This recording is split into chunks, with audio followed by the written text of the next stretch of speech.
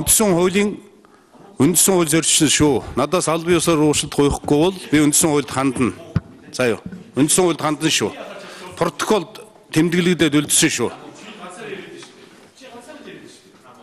Юу яриад энэ чи? Юу гэснээ чи ойлгож байгаа үст.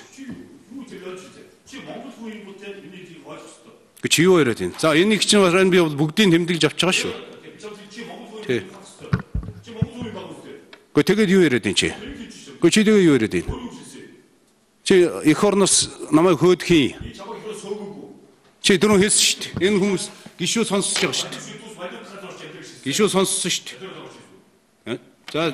За ингээд за энэ Батбаяр гишүүн өнөөдөр төрийн байгуулалтын байнгын орооны хуралдааны явцад бол үндсэн хуулийг зөрчсөн тул би бол одоо үндсэн хуулийн цэцэд албан ёсоор хандна гэдгээ илэрхийлж. За одоо гончигдорж гишүүн.